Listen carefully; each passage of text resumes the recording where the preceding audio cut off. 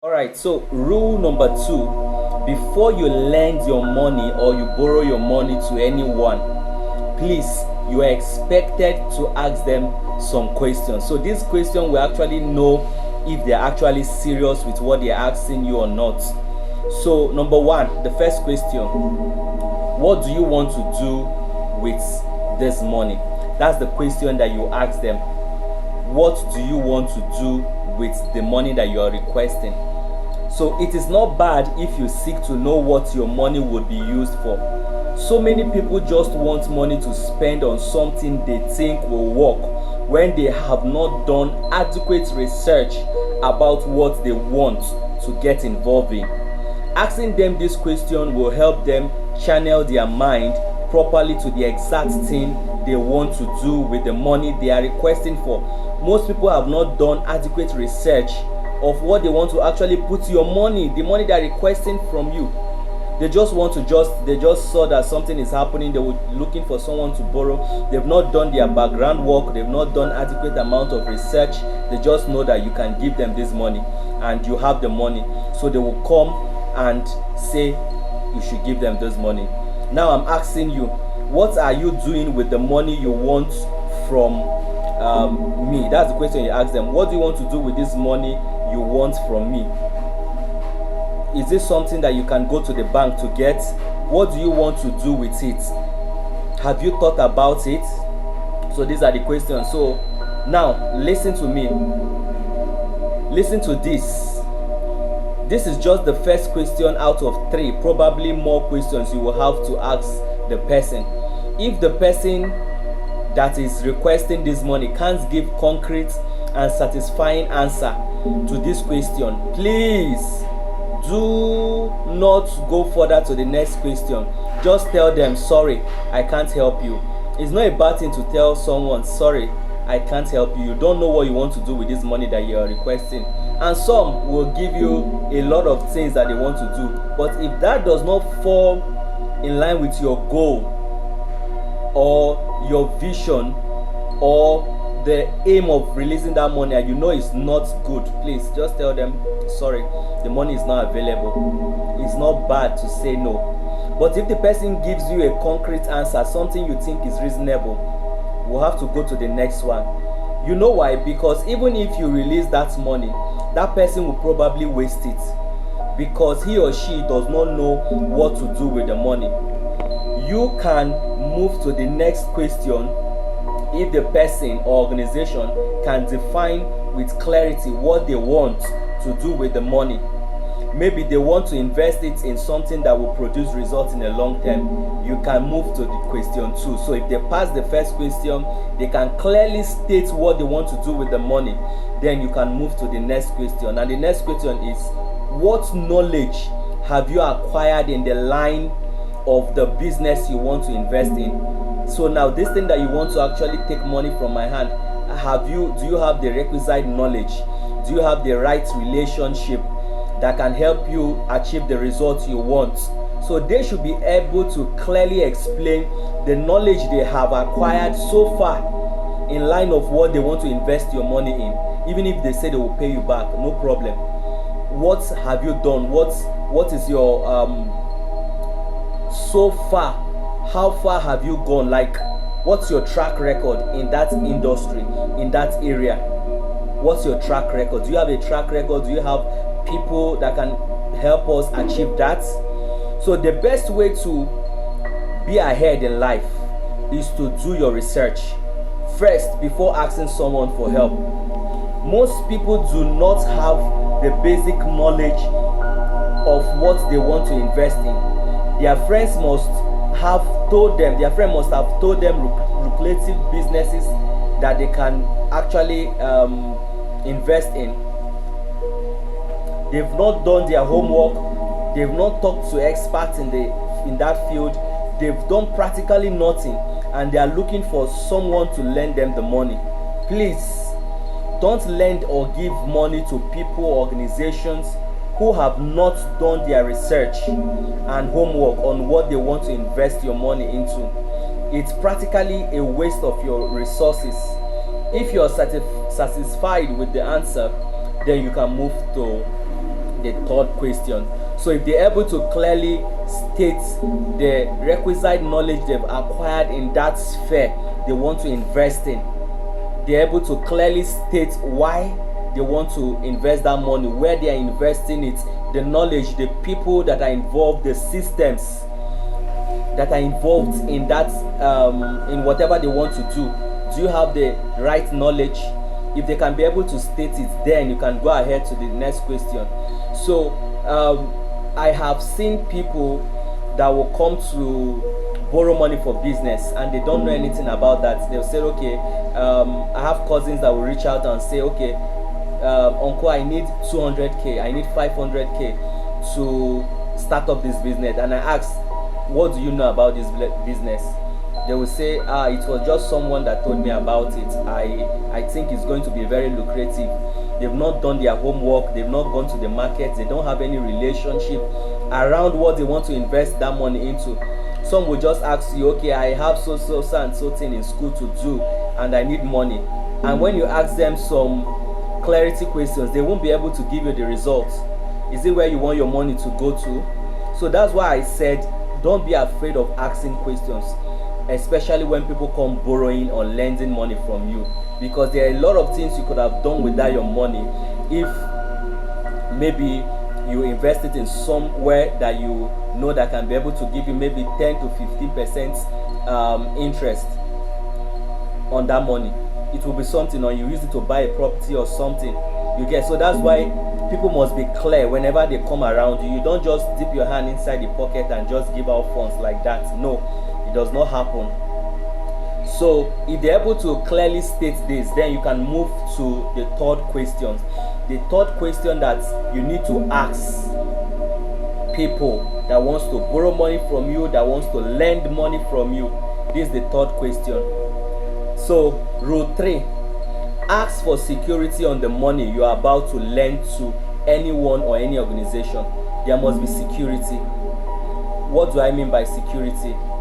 Have you, some of us that usually borrow money from the bank in large amounts, you see that they actually ask you, what asset do you have that can back up this money that you are borrowing? They will ask you, what are the assets, because they are looking for assets they can be able to sell, at least to get maybe 50% or 100% or sometimes 200% of their money back if that your business fail. You are not a bank, so anybody that is coming to lend money from you should have a system, no matter who that person is, unless you can go away with that money, like you can let go of that money, then you don't have to go through this stress of asking these questions. But you can't, you have to protect yourself. What I'm teaching you is hard, but you have to protect yourself no matter what. Protect your money, protect yourself, because people can be very soft whenever they are coming to take these funds from you. But in taking it back, if you've not put system in place, sometimes you get a lawyer, sometimes you get someone to sign some documents before you push out those money. They will give you a series of mistakes. Unless you have confidence and faith in that person, you can go ahead. So rule number 3, ask for security on the money you're about to lend to anyone or any organization.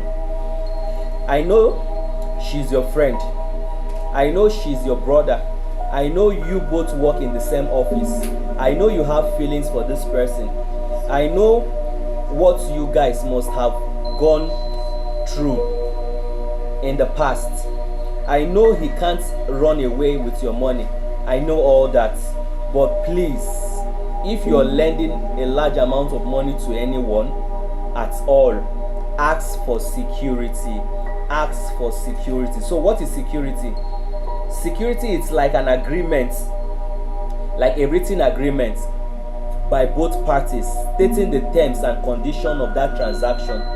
If the borrower is unable to return the money, there should be a collateral you, the lender, can hold and take possession of. Very important, I just explained it. Money is a merchandise of the lender. It is easy to lend money. If it is lent unwisely, then it will be difficult to get it back. That's the aim. Always difficult to get it. Always difficult to get it. If you are wise, you will put all these principles in place to guarantee a safe repayment of your money. Does this person have a property or any important asset that can serve as a collateral for that money he or she is borrowing? What I do personally is to give the exact amount of money I'm willing to lose, even if the money does not come back. This has helped me and saved me a lot of years of crying. I do hope it helps you also as you continue your financial journey. Go through this chapter again and study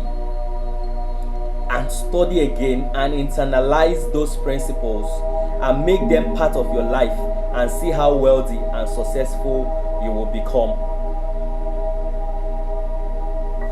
As we conclude on this book, let us reflect on this inspiring statement by A.F. Bonnerman.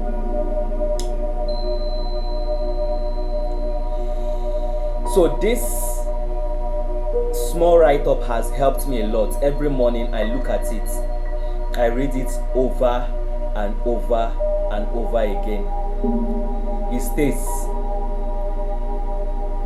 your savings, believe it or not, affects the way you stand, the way you walk, the tone of your voice. In short, your physical well-being and self-confidence. A man without savings is always running. He must take the first job offered. He sits nervously on life's chair because any small emergency throws him into the hands of others.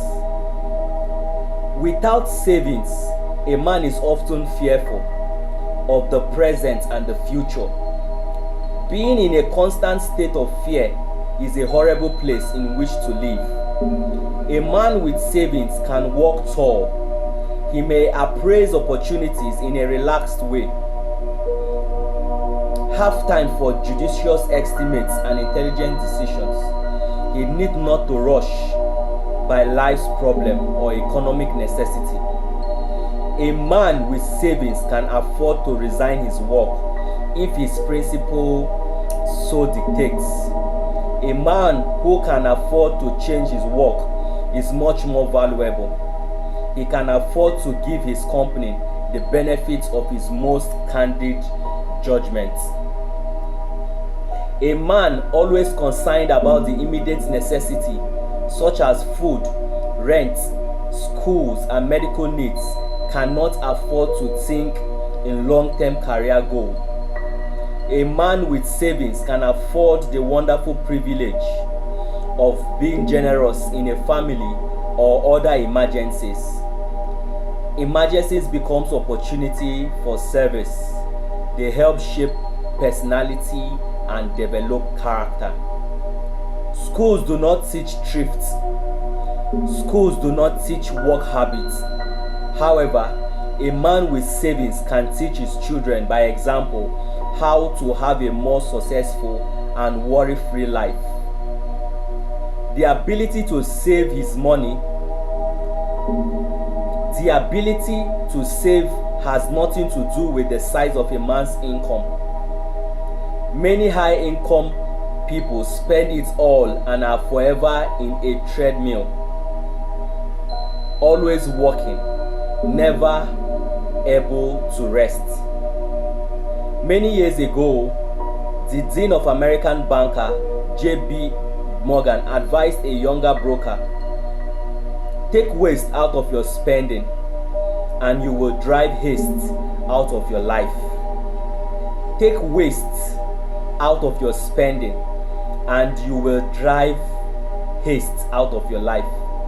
If you don't need money for college, a home, or a retirement, then save for your self-confidence and you can make a level stare from eyes of any man, whether he be friend or stranger.